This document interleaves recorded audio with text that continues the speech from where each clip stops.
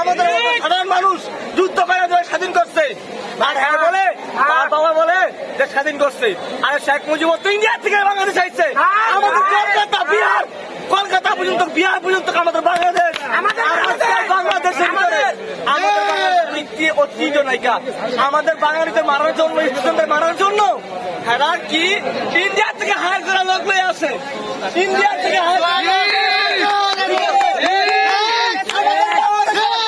আমাদের বাংলাদেশের আর্মি সেনাবাহিনী কি কম শক্তি? আমাদের বাংলাদেশের সেনাবাহিনী আর্মি কি কম শক্তি আছে? ট্যালেন্টেড অন্যান্য রাষ্ট্রের থেকে আমাদের বাংলাদেশ সেনারা আরো দিন। আমরা চাই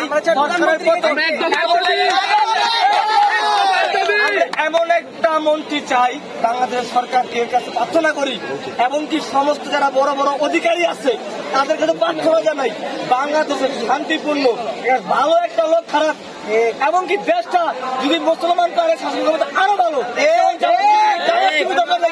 জামাত শিবির উৎপাদ করে, জামাত শিবির দরকার নাই। বিএনপি উৎপাদ করে, বিএনপি দরকার নাই। একজন ভালো একজন আলেমকে তাদের এই আসনে বসা দরকার।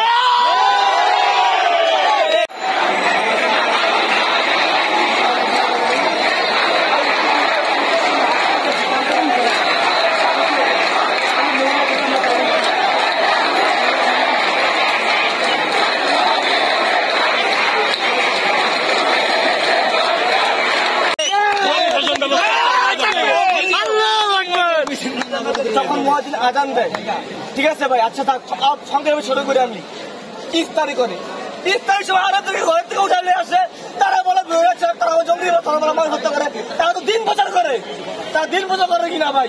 তারা কি বলে এই মুসলিমরা তোমাদের কমাকুমি করে দেয়া বলে? তারা বলে শান্তিপূর্ণ, তারা শান্তি থাকে। তারা যে আপনি গেছে কোনো হক কথা বললে আপনার জেলের ভিতরে ঢুকে দিবেন, আপনার ক্ষমতার জোর দেখাইবেন। বাংলাদেশ নাগরিক আমি বলতে পারি আমাদের বক্তব্য শেষ। আমি প্রার্থনা করি ভাই, আমার যে কথাগুলো হয়েছে